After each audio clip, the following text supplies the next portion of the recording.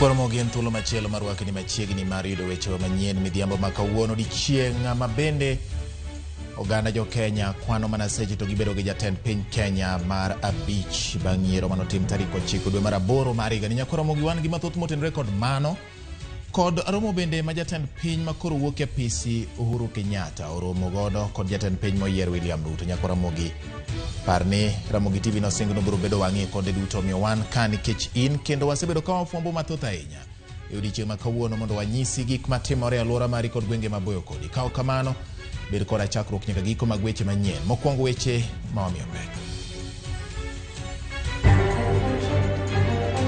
Jatend Kenya Uhuru Kenyatta gikone oromo gi jatend piny moyier William Ruto motelo ne nyasi mar sidho Ruto odiechieng' makiny. Oganda jo Kenya koro goyo turbin e wi dongruok ma osetim gi jatend Kenya Uhuru Kenyatta magikone koro wuok e telo. We've gone through every detail and are satisfied that we are ready for tomorrow. Ikruok orumo e alap ma Kasarani kama idhi bagi e nyasi mar sidho William Ruto kaka jatend piny Kenya mar abich ka jotend pinje ma hao 20 igeno e nyasi no.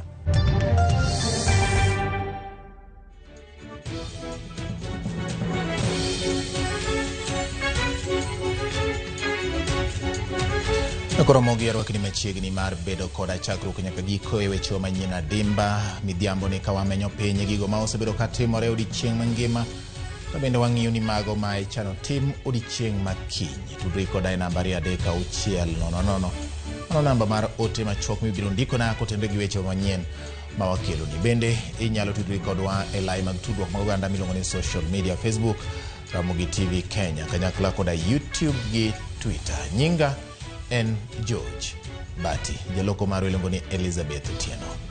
Gikone jatend Kenya Uhuru Kenyatta oromo gi jatend Kenya moyier William Ruto motelo ne nyasi mar sidho Ruto ayanga ma idhi bagi odiechieng' makiny. Jotelo ariyogo kosebedo ka modhore pi kendo ma gikone nomiyo Uhuru Kenyatta ne osiro Raila Odinga e lemo mar bedo jatend piny Kenya. Uhuru okoni oikore mar chiwo telo ne Ruto e nyasi ma chamo muma ma idhi bag kiny alap ma Kasarani. Jatend piny nopuoyo kenge ma osegoyo e piny owacho mare kotene gi jodito mamoko mane otelo e piny owacho no. Opuoyo jo Kenya bende kuom sire lwedo e higni 10 mar telo mare. Since independence, we have every 5 years without fail reaffirmed our democratic credentials, and we have done so by returning to the people, the sovereign of our nation, for a mandate to serve. We have, in this context, put our nation on consistent and predictable journey of deepening and maturing our democracy. Tomorrow, I will emulate that honored tradition and hand over the mantle to my successor, Dr. William Samoei Ruto, and I am profoundly grateful for the honor and privilege that you bestowed upon me to serve as the 4th president of this great Republic of Kenya. In my service to you, the people of Kenya, I was supported by a cabinet, principal secretaries, holders of constitutional offices, security agencies, our ambassadors and permanent representatives in all our missions abroad, and indeed by all public servants. But most importantly, you, the people of Kenya, have walked with me each step of the way, cheering me, but also chastising me as the occasion dictated. To you all and to all those who have served with me during my tenure as president, please accept my immense and deep gratitude. Oganda jo Kenya kino ber kod thuolo mar neno gi wangi chenro mar sidho jatend Kenya mar abich William Ruto. Ikruok oseketi mogik ne nyasi no ma idhi bagi alap ma Kasarani. Judith Omondi ne ochopo Kasarani kendo leronwa kaka ikruok chalo. Wuok tich e alap ma Kasarani. Chenro mar iko alapni ni nyasi mar sidho William Ruto kaka jatelo mar abich mar piny Kenya. Tielo mar jolweny mopogore opogore pacho kae ng'iyo kod alapni motelo ne nyasi. Ma kaka jolweny biro nyono ne jatelo masani Uhuru Kenyatta, mabende biro pangore mar rango parade mar jolweny kaka komanda maduong' ma osebedo kuom thuolo mar higni 10. Hema kuma welo mideo dhi betie, nitiere hema mathis moket tenge ma jatelo moyiero William Ruto dhi chamie muma. Ka bende ma jong'ad bura dhi betie. Nyasi madhi kawo seche moko hewa abich idhi muriye kod jothumbe mopogore opogore kuma oting'o Zabron Singers mawuok e piny Tanzania.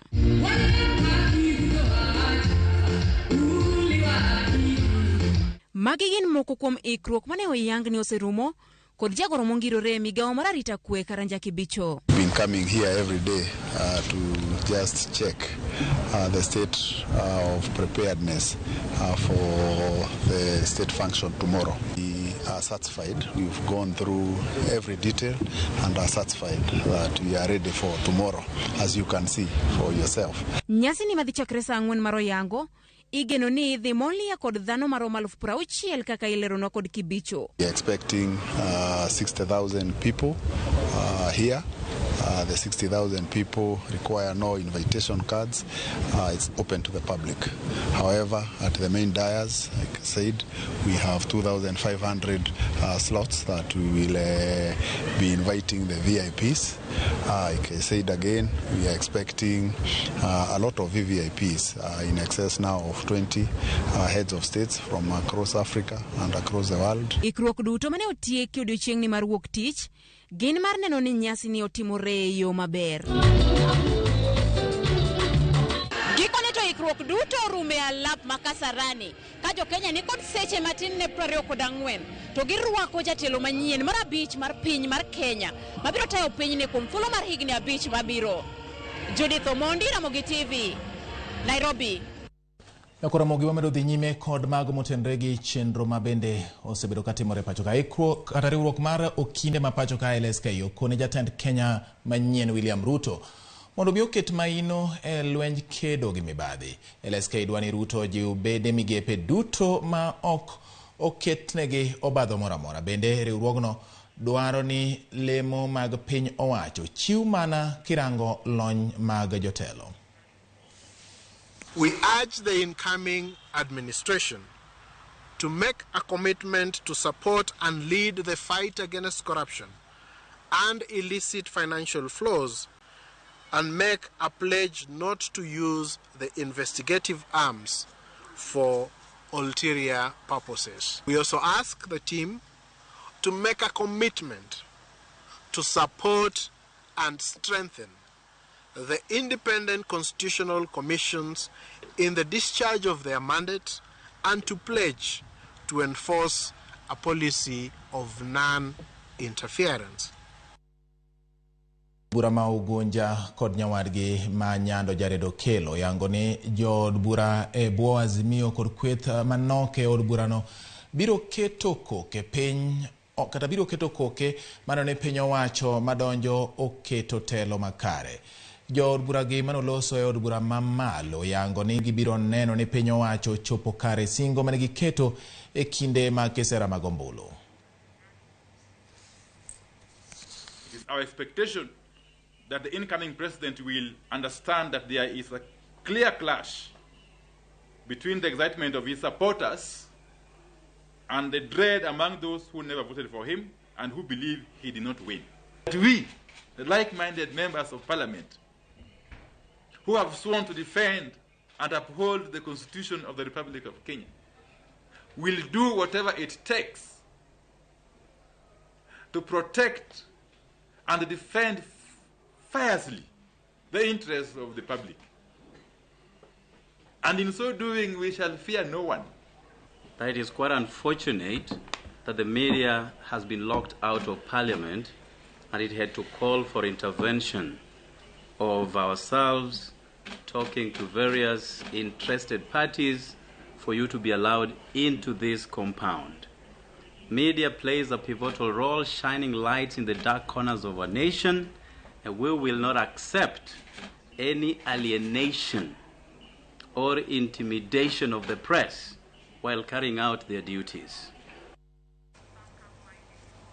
Ramogi en thuolo makoro wadwani mondo mi wang'iane mago mabende in uoni seorona kokalo nambari 360 magi mana moko kuom nyasi mabende wamedo luo ni Ramogi dichieng' makiny tarik 13 dwe mar 9 2022 dhi donjo e sigana mar piny Kenya mabende en nyasi ma idhialo godo kendo isidho ayanga jatend piny Kenya mar 5 William Samoei Ruto. Ramogi nitiere joma bende wuotho ka wuok e gwenge mopogore opogore makoro yuoro e nyasi makamano mondo gibin gichwo wang'gi ni to nyasi mar jatend piny Kenya mar 5 bedo yo machalo nade. In bende Ramogi inyalo bedo achiel kachiel kuom jogo ma nyalo yuoro e nyasi no. Poni in kod dwaro mar timo mano nikech thuolo omija Kenya moro amora mani kod siso matimo mano mondo mi otim mano. Erokamano Samuel Yugi maro Yugis wacho ni luwo weche manyien yo makare kendo kaka pile piny okao kore. In bende kaka iwacho kamano Jojo Mondi ka wuok Siaya County wacho ni awuoro gima de watim ema onge kata kamano anto koro amuonyo yadh kwe ni e chunya. Erokamano kuom muonyo yadh kwe Ramogi. Ka endi bende no ka musorure wacho ni ento oyuago mana ndara ma bende chal ka gima chandogi e gwenge ma Kadel nyaka Kodula wacho ni rach. Erokamano ahinya Ramogi kuom medo loso koda kata kuom medo wuoyo koda kokale nambari 36000. Wadhi nyime Ramogi. Miche kod miche mag oganda mawuok e gwenge mag Nandi ochako wuoth mar molo e lap ma Kasarani mar yuoro e nyasi mar chamo muma mar jatend piny Kenya moyier William Ruto dichieng' makiny. Oganda go manopong' kod mor gi ilo ne oduso nyamburko magi kod lum mong'ere kaka sinendet ka giting'o mamoko bende gunde magigeno ni gibiro rwako ne jatend piny Kenya moyier William Ruto. Sinendet oseti godo e rwako jal majaloch kwan jogo mabiro wuok e gwengego mar yuoro e nyasi ma igeno mar idho malo ka ipimo kata igeno ni idho malo ka pimo koda mago mano yuoro higa mar 2013 kod 2017 ka thothgi geno ne jatend piny moyier biro duoko piny nengo mar ngima moseidho.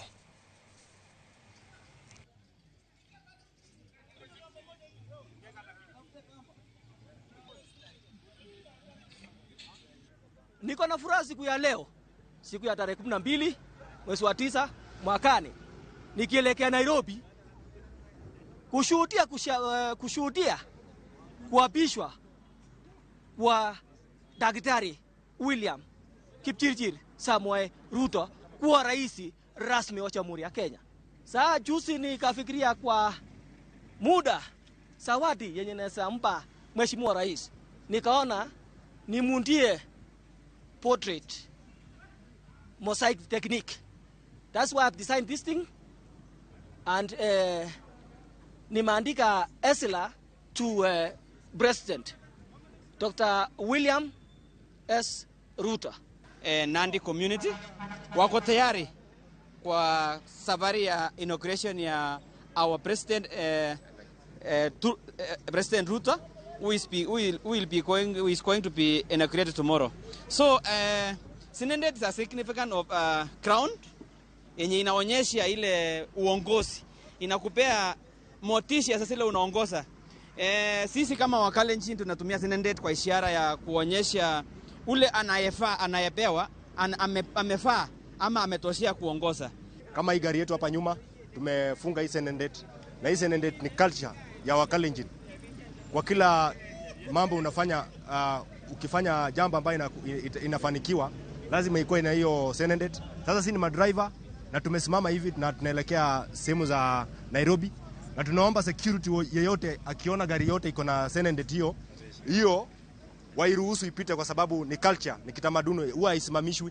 Kesho atakapoachilia Biblia ya kwamba kazi, bei ya unga, bei ya mafuta, bei ya mbolea inashukishwa chini. Hiyo ndio jambo ambalo tunafurahia kama wakaji wa Nandi.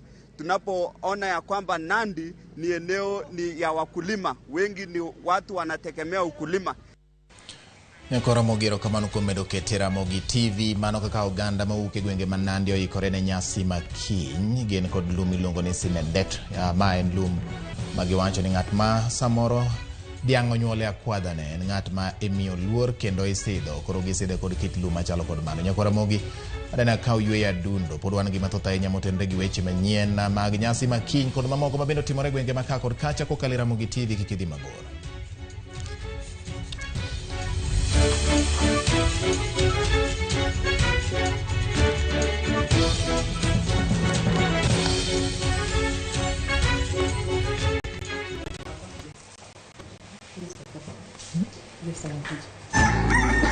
Kapok piny oru, kapok oyaw chiro, jopur ochako odiochieng'gi. Ng'ato ka ng'ato gi gombo mar kelo lokruok. Wachalo joma timo research mondo mi wakel gik man gi value. Ma ok odewo kama idake kata gima ipidho. Pith mar kich en agribusiness. Riwri kodwa mondo ipuonjri yore pur. Cover crops inyalo pidho ei puothi mar rabolo no. Jopur kod chiro mag jopur. Kendiel ma dende ber ema biro mi market. Pur gi ohala. Tich adek ka tich adek, saa 1:45 mar odhiambo. Mane Ramogi TV.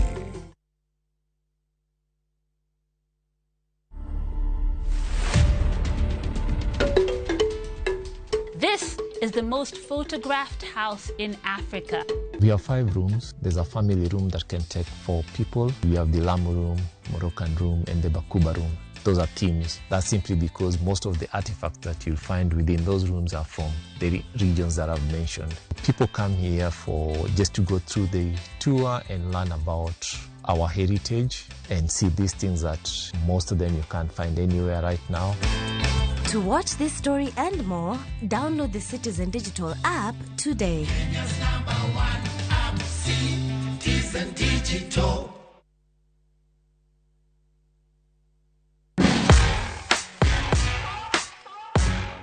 Samoro inyalo tiyo kod gigo maonge kod mo mang'eny mabende dendo gi dho ngere ni wipes e golo makeup kata yweyo wang'i.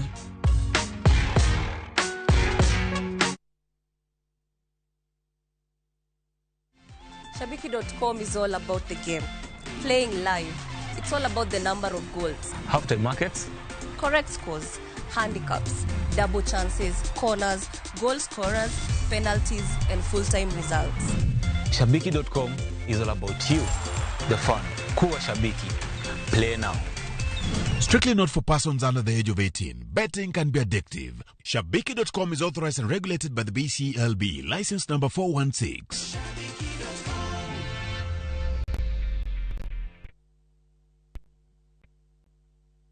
Collect fare kwa boda au matatu ukitumia ViewPay cashless na uqualify for bima ya 100,000 shillings pamoja na medical cover ya 20k na permanent disability cover ya 100k kwa 5 bob pekee. Dial *236# today to start using ViewPay cashless.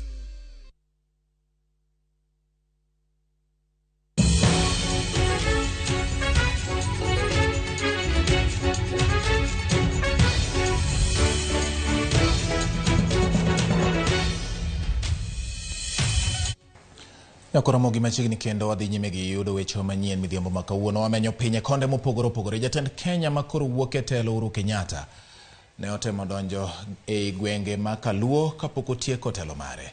Jopiny paro moko kuom chenro ma otimo ahinya e kaunti ma Kisumu. Kaka miyo waler kod jafwambo marwa James Okeyo ewi wachno.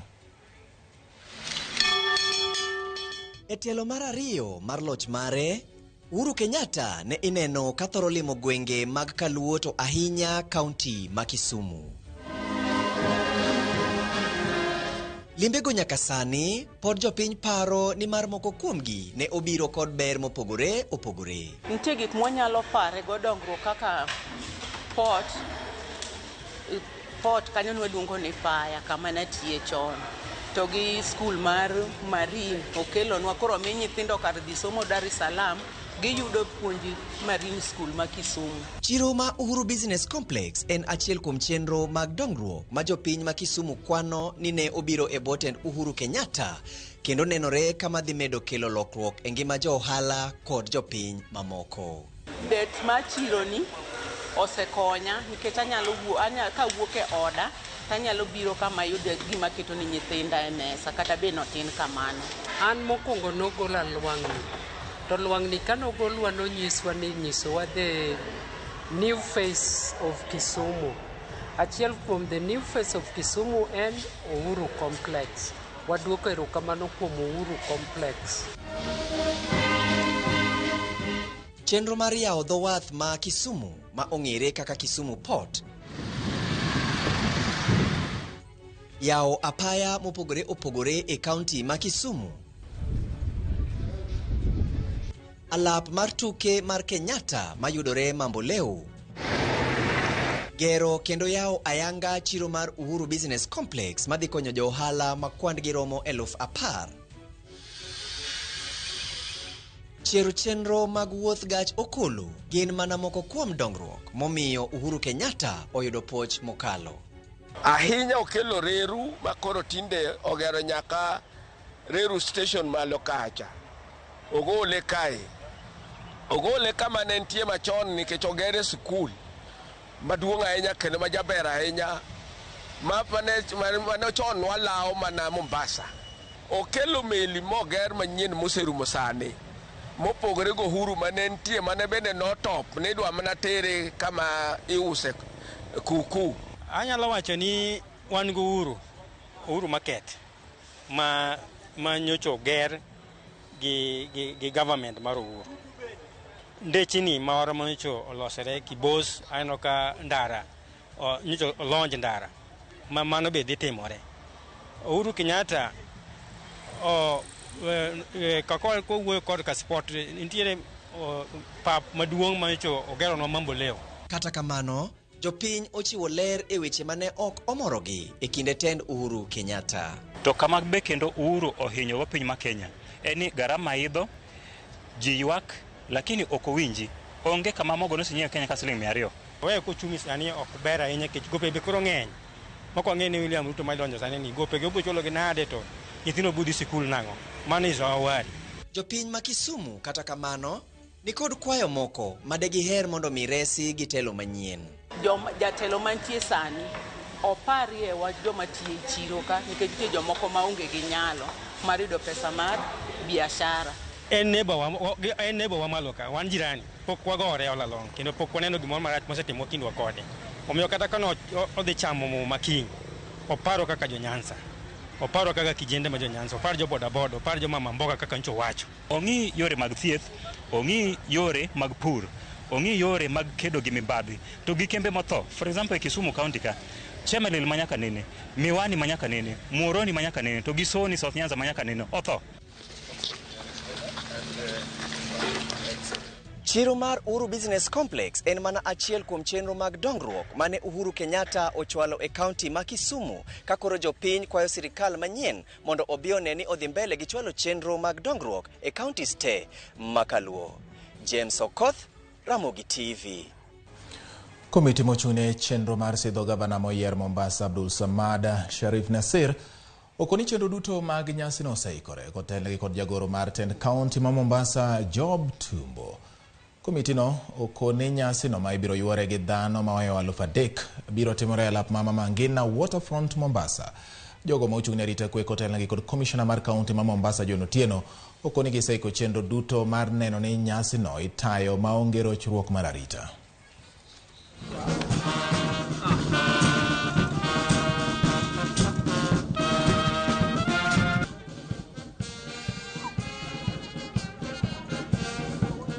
Wan kare kabisa weche mag arita beyo, weche mag chenro kata mana mineno nena kama endi beyo, welo moluongo bende ng'eny. Wan gadier ni welo moluong kende gin machini 3,500 mabro bet kae. Koro Mombasa en kama ber, en kama oganda duto nitie. Wan gadier ni chieng' no wan abed gi nyasi maduong' kabisa. Security arrangements are in place and Mombasa will continue being secure. I want to thank them for being peaceful during the elections and even after the elections. And this is the Mombasa that we want. Jo Mombasa adwa ni mondo akwagi ni mondo gimed keto kwe ka giketo nero. Gimomi maduong' ahinya en ni kirango Mombasa otegemea maduong' ahinya e weche mag welo, tourism. Ma kapo ni nitiere tungni e area ni, then gino koro hinyo uchumi mar area makairi ni. Koro kwe magisekro no ber, enana ni koro med jiwe mondo gimed keto kwe gi hera mosebete e kind oganda mopogore opogore modak e town kae. Nakoro mogi kowere kod mago mag chamo mo Mombasa kocha, to koro wang'e mago motenore gi weche mag jiwo chiemo e pacho kaka yo mar kedo gi lokruok mar chal mar kor lwasi. Kar timo nonro e weche mag pur mar Kalro bade ma Lupe County ma Busia ochako ayanga chenro mar higni 5 mar loso kothe mabiro nyak kata obedo ni nitiere lokruok mar kor lwasi e gwenge ma imbo mar piny Kenya. Kaluwore kod apisa ma ochung' ne timo nonro e wi kothe Linet Nasiroli Navangi, riwruogno mar Kalro Alupe osepuodho mar loso kothe ne jopur e kaunti ma Busia. Joiso Duor nigi ler mar wach. E puodhoni mar eka 8, chenro mar pidho ganda mar soya ochakore ayanga ka ikindeni makoth dhi nyime gi chwe. Kilo 64,000 mar oganda mar soya igeno ni biro nyak, katan mamoko 20 to igeno ni biro nyak kaka koth biro medo chwe e thuolo mabiro. Jopur mohewa 10,000 igeno ni biro yudo ohala bang' nyiewo kothe manyasani. Nasiroli wacho ni dwaro margi kaka bad migawo mar sirikal en loso kothe motimne nonro makare manyalo nyak kata obedo ni nitiere lokruok e chal mar kor lwasi, gino mabiro miyo jopur e kaunti ma Busia kod gwenge mamoko mag imbo mar Kenya yudo yuto maber. Whatever that we are doing right now in this field is a production of certified seed. We have the capacity to produce seed whereby we have almost 200 acres of land, and some of these 200 acres of land is not under any utilization. And also we are near a river whereby if there is drought, we can still do some irrigation. Moko kuom chiemo migeno ni biro pidhi e chenrono mar higni 5 oriwo bel, omuogo, rabuon, njugu kod olemo. Kata kamano, Nasiroli wacho ni achiedh nade maduong' en ni thoth jopur e gwenge mag imbo mar Kenya ohero pidho kothe ma ok opuodhi, gino mamiyo giyudo keyo matin. Owacho ni kar timo nonro no temo matek mar chiwo puonj makare ne jopur e wi kothe magiloso manyalo nyak nyadiriyo kata obedo ni nitiere lokruok e kor lwasi. Bende ojiwo jopur otim nonro e wi lo kapok gipitho, kowacho ni lo e kaunti ma Busia nigi kwiri mang'eny mar acid mathiro nyak mar chiemo. Some enterprises that we were given or were selected for this region, and that is soybean production, finger millet, sorghum production, cassava production, sweet potato production, and fruit trees, and also groundnuts. Why? Because this area of Busia, these are some of the crops that are grown in plenty. Apisa mar Kalro John Ilabonga bende ojiwo jopur owuog oko oternegi lo manie puothegi mondo opim lobno kaka yorno mar tiegogi e wi mbolea monego giti godo kaachiel kod chiemo manyalo dongo maber e lo makamano. This seed actually we are planting it for promotion of clean planting material to our farmers. Also as an income generation for Kalro centers for sustainability. Yeah, for pH, actually what we are doing, we are also trying to educate our farmers. We have a very modernized lab here for soil testing. So what we normally do when we have like open days, farmers field days, actually we educate our farmers. We educate our farmers and tell them that they can come around and their soils can be tested. So the whole component of soil testing, we test it at 1,000 for a farmer. So after that, then we can see that after the recommendation, after the soil has been tested, the recommendation have been given out, then a farmer is advised appropriately on how he should use his piece of land. Joyce Oduor, Ramogi TV. Jolupo kaachiel kod jogo matimo ohan rech e dho wedhe mag kaunti ma Migori dwaro mondo piny owacho jolgi yore mag pidho rech e nam ma ong'ere gi dho ngere kaka cage fishing. Bende giwacho ni pidho rech ni osekonyo duoko piny timbe mag anjawo e kind joboya kod mine madwaro rech e dho nam. Moko kuom mine madwaro rech e dho nam wacho ni yandi osebed ka ichuno moko kuomgi mondo mi odonji e timbe mag anjawo eka giyud rech ma giuso. Nyaka sani nitiere moko kuom joket mwandu ma pidho rech e nam Lolwe ma osebedo ka uso rech ne kembe mopogore opogore kaachiel kod mine matimo ohand rech.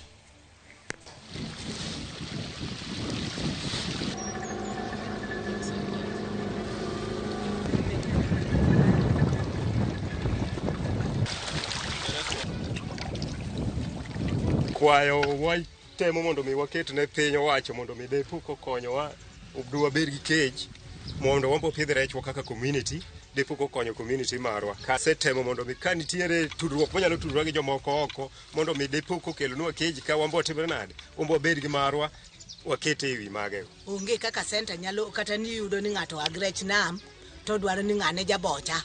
Samoro mako dhako moro to koni bocha ni manyaka ma mia ji ma open ma onge ng'ama jaboche kod ya kanye to mi koro gini moro wa onge jaboya samo ogole maber to yudo gimoro mi ma koro kwache ni magi ni ng'ane tieko na yudo da mari maber kaka ni dwaro gi kar pesa ni tidhi konyo go wendi au wako tu neutral wote. Kila mtu akifika hapo anapewa tu. Ukiwa na hela yako hata iwe 300 200 unaweza kupata samaki. Hawajatengeneza hawana washikaji hao. Unasema mtuongeze hii keji na sisi tupate kuandikishwa watu wengine hata watoto wengine ambao hawana makazi.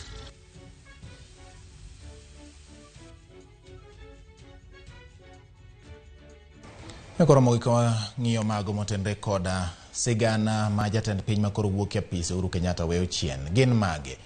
Jatend piny Kenya Uhuru Kenyatta koro ikore ni wuok e telo kendo weyo thuolo ne William Ruto. Kuom thuolo mar higni 10 mokalo, Uhuru osetimo chenro ma opogore opogore ka jopiny koro kete rameny ka bende gin chenro ma osekelo lokruok kata oyo. Kochakore higa mar 2013 manodonjo e loch mar piny Kenya, Uhuru Kenyatta thuolo mare mar bedo e par loch mar jatend piny kaka jatend piny rumo ayanga ka jopiny to keto rameny ka ing'iyo gik ma inyalo par godo higni 10 mag loch Uhuru Kenyatta. Jotelo kod jopiny wacho ni kata obedo ni piny osebedo matek e bwo tend Uhuru Kenyatta, nitie gik mabeyo ma bende ne otimo minyalo parego. E weche mag tudruok, Uhuru Kenyatta ibiro par kod gedo mag apeyni ma pachoka ma okoni ne gin mise mag jiwo dongruok e weche mag ohala. Kaachiel kuma apeynigo en apaya ma Nairobi Expressway. Ok mane lo motuo kende, piny owacho mar Uhuru Kenyatta noyawo dho wedhe madito mathurka koting'o dho wedhe maka dho wadh nam chumbi kod dho wath ma Kisumo ka ogeto jiwo wuoth kod ohala ma itimo kokalo e nam. Uhuru Kenyatta bende noketo maino mare jiwo weche mag thieth kane ojiwo gedo mag ute mag thieth kod chiwo masinde mag thieth koting'o keto kenge ne piny Kenya mar rakruok gi midhusi mar korona manogore piny apoya nono higa mar 2019. Uhuru bende nochako gedo mag udi manengogi yot mondo konyo jopiny yudo kuonde dak manyiso nyadhi. Bang' yiero mag 2017 ma bende doho mamalo mogik ne owito oko loch mar Uhuru Kenyatta, Uhuru ne oywa wiye kendo ne omwonyo nyadhi mare ma gimosore gi Raila Odinga mane gipiem godo e yierono, achiel kuom okang' ma osemiyo Uhuru puoch gi pak kaka sigana mar rapar ma oketo e wi riwo Uganda jo Kenya kaka jopiny achiel. It was very difficult for a person from Mount Kenya region to visit, or for a leader from Mount Kenya region to visit Nyanza, for example. And Nyanza was just the extreme. There are very many other communities that would have looked at a leader from Mount Kenya and with disdain. But within a very short while, he has been able to cut across those lines, and he will be more celebrated in Kisumu than he will be celebrated in Gatundu, in Nyeri, or in Murang'a. And that is a major achievement. To bende nitiere kaka loch mar Uhuru Kenyatta ne ojiwo yuto mar piny Kenya. Adieri kata jo KDF gi otimo tije madongo ahinya Kisumu. Nichendo kaka gera meli manyien Kisumu kanyo. Yeah? Magigero port ma very modern, and a jetty to very modern. Omeko kuma dieri wach infrastructure to okonyal chande okonya se jeduma makoro wetich. Omeko kuma agriculture to anyalo mi jedung Uhuru Kenyatta ang'wen wi 10. To ka yore anyalo mi 8. Ka en wach gero port anyalo mi 8. To gin gik mage minyalo par ma piny owacho mar Uhuru Kenyatta ne nyalo time maber kata kamano ne orem ma ok otimo maber. Pesa manotiyo gogo ng'eny gi ne pesa hola. Koro mi wadong' gi gowi maduong' ahinya. Wan gi gowi maduong' kuom jo China ma kaka wabro chulo bro thago wande. Cases mag mibadhi madongo dongo nosiko. In pare ndalo National Youth Service choncha. Yeah? Ti pare ndalo mar food maniluongo ni ugali revolution cha. Yeah? Mana National Serious Product. Mibadhi madongo dongo. Cases mag mibadhi madongo dongo. Michope COVID billionaire. E wi telo mar higni 10 mar Uhuru Kenyatta, moko kuom jopiny ne kod paro mopogore opogore e wi kaka Uhuru ne otayo piny Kenya. Alijaribu kuunganisha Wakenya kwa kitu kimoja kwa misingi ya kikabila, akatuletea maendeleo kadha wa kadha. Mabaya ya Mheshimiwa Uhuru ambao tuliweza kuona katika serikali yake ni pale ambapo alishindwa kupigana na ufisadi. E kinde ni makoro chieng' opodho ne tendo Uhuru Kenyatta, jopiny Kenya pod oketo geno ni ginyalo neno lokruok e piny owacho manyien, poni giketo maino e chopo chenro mag dongruok manosechaki kendo chopo singo magiwegi ne giketo e kinde manyambulu. Ramogi King Charles III notimo limbe ne mokwongo e od bura ka jood bura chiwo ote mage mag lit kod kuyo ne anyuola kod jogo ma osebedo machiegni kod Malkia mosenindo. Negi singo luo lai to kod kit telo mane Malkia onyiso ka ochiwore ne tich kendo rito demokrasia mar piny mar Ingresa. Oporo ne okudhi ka thumbe kod asili bende nopong'o yamo e kinde ma King Charles ne omolo Westminster Hall. I stand before you today. I cannot help but feel the weight of history which surrounds us and which reminds us of the vital parliamentary traditions to which members of both houses dedicate yourselves with such personal commitment for the betterment of us all. Parliament is the living and breathing instrument of our democracy. That your traditions are ancient, we see in the construction of this great hall. My lords and members of the House of Commons, we gather today in remembrance of the remarkable span of the Queen's dedicated service to her nations and peoples. While very young, Her late Majesty pledged herself to serve her country and her people and to maintain the precious principles of constitutional government which lie at the heart of our nation. Nyako Ramogi pod en mana kidieny mokwongo mar chenro marwa mar rameny piny yiero 2022 Nyako Ramogi kama bende wakoloni weche manyien mosetimore ka kor kacha gwenge mopogore opogore to bende par ni kidieny mar ariyo en mar twak ma bende wabiro ng'iyo ni to jatend piny makoro wuok e telo Uhuru Kenyatta oweyo sigana mane chien magi to kod mathoth pod nitiere mbele ka omiyo kik idhi mabor kete mani Ramogi TV Nyako Ramogi me bende medo ndiko na dikne nambari 300 mondo mi wayud pachi kokale weche manyien midhiambo ma kawuono kik idhi mabor.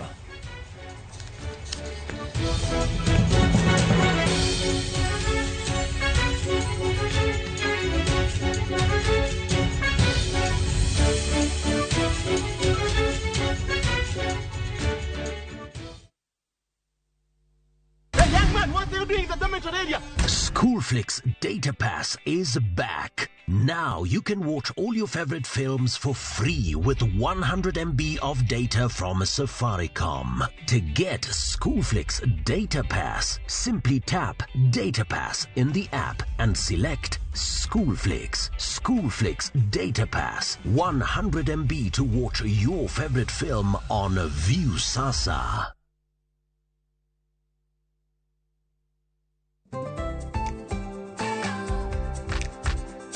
Ng'ama miyo ong'eyo ber mar tim makare kaka math mokinyi manigi ndhadhu kendo milimili kod blue band pile ka pile opong'e gi omega 3 kod omega 6 gi teko madwarore.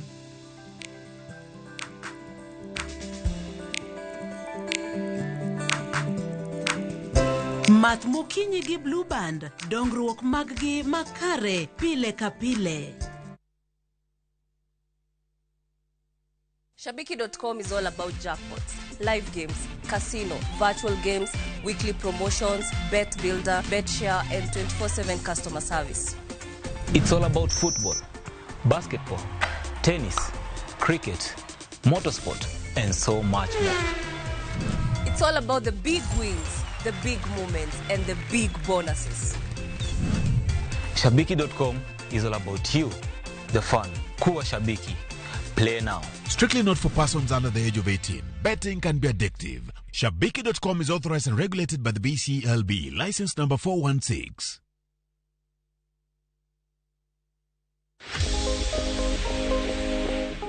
Mondo mi iber kod pien del maber, kaw okang' mar koso bedo kod paro madang'ni kata stress.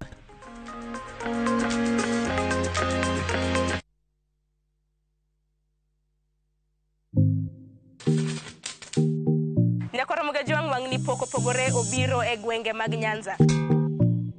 Wabiro bedo kwa limo counties makaluo korimo Migori, Homa Bay, Kisumu, Kachio kod Siaya.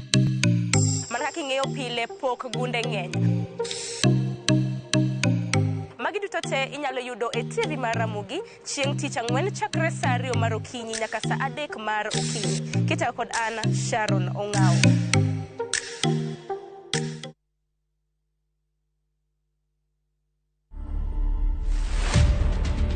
Niliitwa Githeriman 2017, tukaenda State House na bibi yangu. Nikaenda nikapatiwa shamba, nikapatiwa cheki yangu. Na nikapatiwa mpaka title. Uko na surprise nyingine unataka kupatia Wakenya? Yes, niko na kanini kakitu kakubeba uji na ugali. To watch this story and more, download the Citizen Digital app today. Kenya's #1 app, Citizen Digital.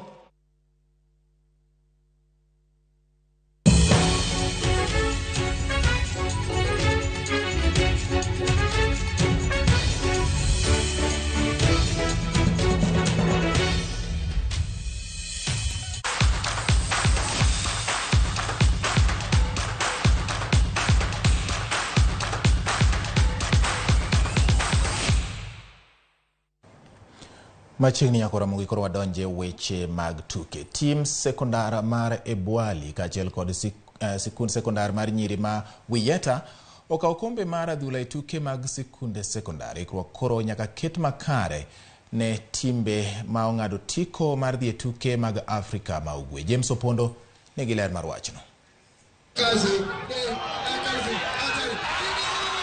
Tuke mag sikunde sekondar ma osebedo kadhi nyime e sikunde sekondar mana Kuru High ochopo e giko odiochieng' ma kawuono. Tim sekondar ma Ebwali mawuok e kaunti ma Vihiga okaw kombe mar adhula bang' loyo tim mar Highway gol 1-0. Gol mar Ebwali ne olo kod jatugo Tom Osieko e dakika mar 5.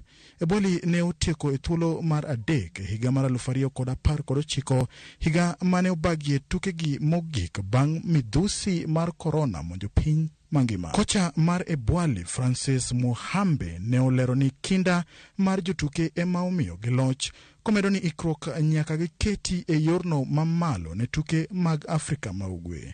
Vijana hawa walilia kila wakati wa likizo, wamekuwa shuleni, wamekuwa wakifanya mazoezi, hata msimu wa kura wamekuwa wakifanya mazoezi, wakikula vyakula vidogo vidogo ambavyo nawapea, na nasema wamefanya kazi kuntu sana. Mungu ni mkuu, tuangalie Arusha. Etuk adhula kidieny mar nyiri, tim sekondar ma Weche noloyo kombe margi mar 8 e tuke mag sikunde sekondar bang' loyo tim mar Dagoretti Mixed Secondary gonde 3-1 kokaloyo picha choma bang' tugono rumo amodhi 0-0 e dakika mar 90. Nafikiri mechi imekuwa ngumu. I think wasichana wangu walikuwa waliandarate Dagoretti kwa sababu ni mara ya kwanza kuja, na pia uwanja umekuwa na utelezi, ndio maana ya kuwa hatukuweza kushinda katika normal time, but I know we are confident in the penalties, and a win is a win. Etuke mag basketball, tim sekondar mar Dr. Agri mawuok Nam Chumbi noloyo kombe bang' goyo sikund sekondar ma Dagoretti points 70-64. Dagoretti nochopo e tielo mar finals e higa mar 2019. Kata kamano, Dr. Agri Secondary mochopo e finals margi mokwongo e tukegi nogoyonegi matek ka timbe ariyogi ong'ado tiko mar dhi Arusha e tuke mag Afrika ma Ugwe. E kidieny mar nyiri, tim sekondar ma Kayatiwi bende nonyiso lony margi kendo loyo tim sekondar ma Olympic High points 60-54. Timbe ariyo mochopo e finals e tuke duto biro kawo yweyo mar ndalo achiel kapok gichako ng'wech mar dhi e boma ma Arusha e piny mar Tanzania e tuke mag Afrika ma Ugwe mabiro chakore tarik 15 nyaka 23. James Opondo, Ramogi TV.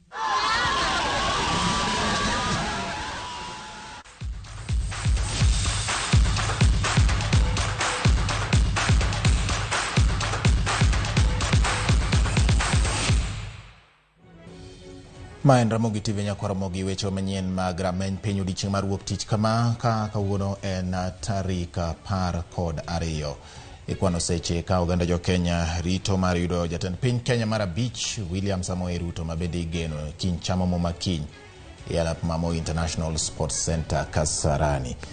Moko kuom weche mabende wakelo ni otenore kod mano kaachiel kod romo mabende gibedo godo godhiambo ma kawuono kod jatend piny mawuok e apisi Uhuru Kenyatta mabende wacho ni kiny obiro chiwo telo ne William Ruto. Bende ochamo nyadhi kaluwore kod gigo ma en bende wuon oneno ni osetimo e telo mare ma okawo higni 10 kochakore 2013 nyaka koro 2022. Nyako Ramogi gin weche mabende pod wamedo luwo ni ka kod kacha na ng'isi ni ka wendo odonjo kang' mabed kod twak ma otenore kod nyadhi mar sigana mar Uhuru Kenyatta mabende en jatend piny Kenya mar 4 ma koroni dhi yweyo ne tich kata rotaya bang' tieko thuolo mare machike mapacho ka ochiwo mar higni 10 kidienje ariyo mag telo. Nyako Ramogi erokamano ahinya. Sifros iluongo ni Simpros Sachieng' wacho ni Ramogi TV wayudo maler ka wan ka kod dagi iluongo ni Nyagolum gin koro giwacho ni bang' ka watieko twak to girito thap kibende pak gi puoch ne jatend piny Kenya Frank kawuok Ong'er Onyongo wacho kamano. Erokamano ahinya. Magi nyaka puonja wacho ni winjo maler kendo Nyasaye mondo mi orit Excellency Uhuru Kenyatta kodhi koro dala bang' tieko ndalone. Erokamano ahinya. Samuel Oyugi Ayudi kendo waromo e ondamo mar ariyo bende. Erokamano ahinya. Fred Kayagot Kojowi wacho ni Ramogi TV mora mang'eny kendo duto te wayudo puonjruok kinde ka kinde Ramogi TV weche manyien kaachiel kod chenro mamoko. Ramogi TV mora mokalo kane dala mar Migori County iluongo ni Ajosa Nyaheri kijana mdogo Wood Ondong. Wini kawuok Ndigwa Siaya wacho ni mora ahinya gi Ramogi TV winjo maler ahinya ka wan kod baba gin gi babagi iluongo ni Charles Obiero kendo wan mana e weche manyien. Gimoko ng'ato bonde kod dhok moro kama okawinji to wacho ni jatend piny manyien William Ruto kosechamo muma to duoknwa piny nengo gik moko. Jayalo Mwanda Wuod Amoso Kanyamkago wacho kamano. En kwayo mare ni jatend piny machamo muma kiny William Ruto kosechamo muma to nengo gik moko mondo mi olwar piny kaka nosingo e kinde mag campaign. Anto amor kod president moyier manyien kendo amor kod kaka jopiny lemo ne mondo mi oti ne jopiny gi kwe kendo okel dongruok ma jopiny Kenya dwaro. Bura oloya onge wach maniluongo ni Ongulo Rais kuwuok Rodi Kopany luongore kamano. Erokamano ahinya Nyako Ramogi. Omosh Dirago Land Cruiser wacho ni okwayo jo Kenya mondo mi okoro waket maino e tijewa mapile pile mondo wadhi nyime kod dongruok mamarwa. Erokamano ahinya.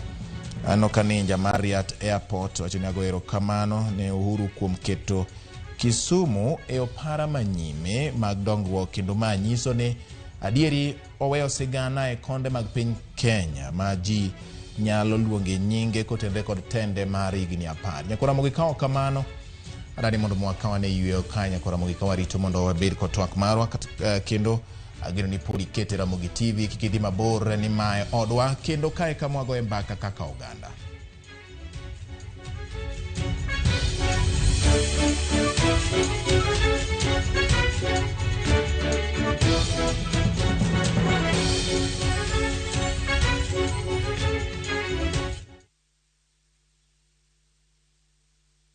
Citizen Digital is proud to have emerged top and been selected for the 2022 Google GNI Middle East, Turkey and Africa Innovation Challenge. With Google's support, Citizen Digital will increase its capacity in news gathering for our viewers and listeners under the Wananchi reporting platform. Download Kenya's #1 app, the Citizen Digital app today, and get the news as soon as it happens. Kenya's #1 app, Citizen Digital.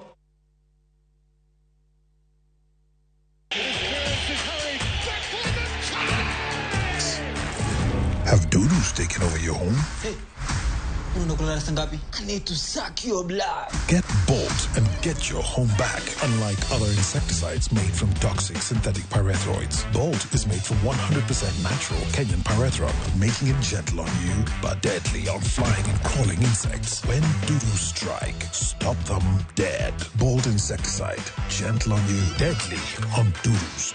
Get Bolt insecticide today.